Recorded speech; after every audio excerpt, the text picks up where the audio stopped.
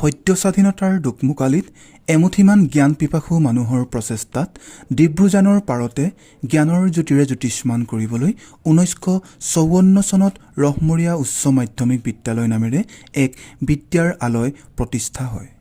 শ্বহীদৰ ত্যাগ আৰু মানুহৰ আবেগেৰে প্ৰাণ পাই উঠা এই বটবৃক্ষই বলিয়ালুইতৰ সংহাৰী ৰূপকো নেওচা দি জ্ঞানৰ আলোকেৰে শৌৰ্য বীৰ্য কঢ়িয়াই আছে। প্ৰবাহমান গতিধাৰাৰে জ্ঞানৰ জ্যোতি বিলাই 1991 চনত এই বটবৃক্ষই উচ্চতৰ শাখালৈ উন্নীত হয়। 60ৰ ভাষা আন্দোলন, 80ৰ অসম আন্দোলন, লুইতৰ বলিয়া বান, ৰহমৰীয়াৰ বুকুৱেদি কত যে ধুমুহা পাৰ হৈ গ'ল।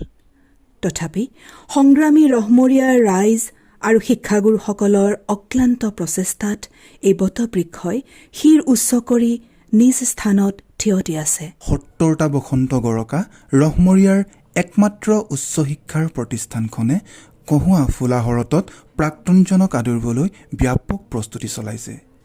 এই ক্ষণতে সেইসকল ব্যক্তি আৰু শিক্ষাগুৰুক শ্ৰদ্ধাৰে সোঁৱৰিছোঁ, যাৰ অক্লান্ত প্ৰচেষ্টাত ৰহমৰীয়া উচ্চতৰ মাধ্যমিক বিদ্যালয় আজিৰ অৱস্থালৈ উপনীত হ'ব পাৰিছে। এই বটবৃক্ষৰ জ্ঞানজ্যোতি প্ৰদান কৰা আৰু গ্ৰহণ কৰা প্ৰাক্তনজনক নিজৰ স্মৃতি ৰোমন্থন কৰিবলৈ এখন মঞ্চ প্ৰদান কৰিব বিচাৰিছে। সেয়েহেতু অহা 4 আৰু 5 নৱেম্বৰ তাৰিখে প্ৰত্যেকজন প্ৰাক্তন ছাত্ৰ ছাত্ৰী আৰু প্ৰাক্তন শিক্ষাগুৰু আৰু কৰ্মচাৰীক আদৰিবলৈ আমি আশাৰে বাট চাইছোঁ।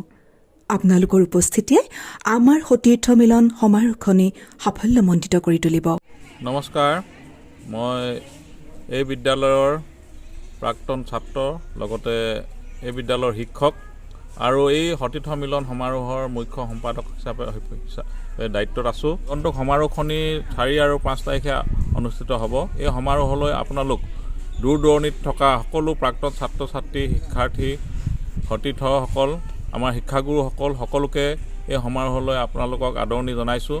আমি অতি আগ্ৰহেৰে এই অনুষ্ঠানটো আয়োজন কৰিছোঁ। এই অনুষ্ঠানটো সকলো যা যোগাৰ বৰ্তমান চলি আছে, গতিকে আপোনালোকৰ সকলোৰে আমি উষ্ম আদৰণি জনাইছোঁ।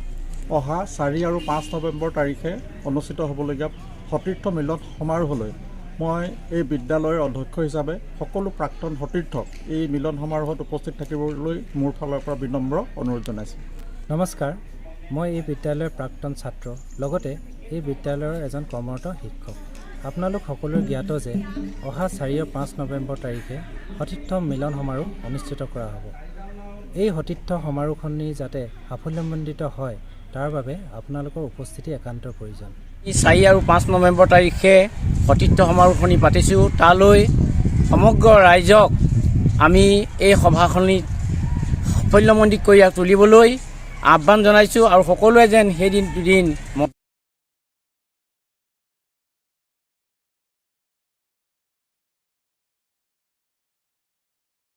2023 বৰ্ষত ৰহমৰীয়া উচ্চতৰ মাধ্যমিক বিদ্যালয়ত যি প্ৰাক্তন শিক্ষাৰ্থী সমাৰোহ আয়োজন কৰা হৈছে, সেই সমাৰোহলৈ আপোনালোক সকলোকে আমন্ত্ৰণ জনাইছোঁ আৰু সকলোৰে উপস্থিতি কামনা কৰিলোঁ। 4 আৰু 5 নৱেম্বৰ তাৰিখে ৰহমৰীয়া উচ্চতৰ মাধ্যমিক বিদ্যালয়ৰ সতীৰ্থ মিলন সমাৰোহলৈ সকলোকে মই এগৰাকী এই বিদ্যালয়ৰ শিক্ষাৰ্থী হিচাপে নিমন্ত্ৰণ জনাইছোঁ। সকলোৱে আহিব। অহা 4-5 নৱেম্বৰ তাৰিখে আমাৰ বিদ্যালয়ত এখনি সতীৰ্থ মিলন সমাৰোহ অনুষ্ঠিত কৰা হৈছে। গতিকে প্ৰাক্তন ছাত্ৰ ছাত্ৰী আৰু শিক্ষাগুৰুসকলক এই অনুষ্ঠানত উপস্থিত থাকিবলৈ সকলোৱে আশাৰে বাট চাই আছোঁ। অহা 4-5 নৱেম্বৰত আমাৰ বিদ্যালয়ত সতীৰ্থ মিলন সমাৰোহ আয়োজন কৰিছোঁ আৰু এই অনুষ্ঠানটিত সমূহ প্ৰাক্তন ছাত্ৰ ছাত্ৰী আৰু শিক্ষাগুৰুসকলক উপস্থিত থাকিব বুলি আমি আশা কৰি আছোঁ। আগন্তুক 4 আৰু 5 নৱেম্বৰত আমাৰ বিদ্যালয়ত এখনি সতীৰ্থ সমাৰোহ হ'বলৈ গৈ আছে। গতিকে সকলোকে সাদৰেৰে নিমন্ত্ৰণ জনাইছোঁ।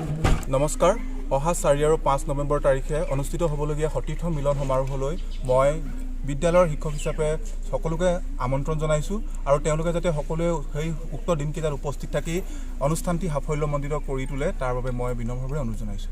অহা 4-5 নৱেম্বৰ তাৰিখে আমি এই বিদ্যালয়ত প্ৰাক্তন সতীৰ্থ সমাৰোহ আয়োজন কৰিছোঁ। এই সমাৰোহত মই এই বিদ্যালয়ৰ শিক্ষক হিচাপে প্ৰত্যেকজন প্ৰাক্তন ছাত্ৰ ছাত্ৰী তথা শিক্ষাগুৰু আমি বিদ্যালয়লৈ বিনম্ৰভাৱে নিমন্ত্ৰণ জনাইছোঁ, যাতে আমি। নমস্কাৰ, মোৰ নাম হিমাংশু শইকীয়া। আৰু আপোনালোকে যিহেতু গম পাইছে নৱেম্বৰৰ 4 আৰু 5 তাৰিখে ৰহমৰীয়া উচ্চতৰ মাধ্যমিক বিদ্যালয় সতীৰ্থ সমাৰোহ হ'বলৈ গৈ আছে। আমি জনাবলৈ পাই ইতিমধ্যে সুখী হৈছোঁ যে আমাৰ প্ৰস্তুতি খুব ভাল ধৰণে চলি আছে আৰু আশা কৰিছোঁ সকলো সতীৰ্থকে এই সমাৰোহত লগ পাম বুলি। অহা 4 আৰু 5 নৱেম্বৰ তাৰিখে ৰহমৰীয়া উচ্চতৰ মাধ্যমিক বিদ্যালয় প্ৰাংগণত অনুষ্ঠিত হ'বলগীয়া সতীৰ্থ মিলন সমাৰোহ 2023 বৰ্ষৰ কাৰণে মই দিগ্বিজয় বৰাই আপোনালোক সকলোকে নিমন্ত্ৰণ জনালোঁ। 4-5 নৱেম্বৰ তাৰিখে ৰহমৰীয়া উচ্চতৰ মাধ্যমিক বিদ্যালয়ৰ প্ৰাক্তন শিক্ষক কৰ্মচাৰী ছাত্ৰ ছাত্ৰী সতীৰ্থসকলক দুদিনীয়া কাৰ্যসূচীৰে আমাৰ সন্মিলনখন আয়োজন কৰিছোঁ। আমাৰ সতীৰ্থ সন্মিলনৰ সমস্তজনকে আমি বিনম্ৰভাৱে অনুৰোধ জনাইছোঁ, বিশেষকৈ প্ৰাক্তন ছাত্ৰ ছাত্ৰী আৰু শিক্ষক কৰ্মচাৰীসকলক আমি সেইদিনা উপস্থিত থাকিলে দেখা পালে আমি নথৈ সুখী হ'ম বুলি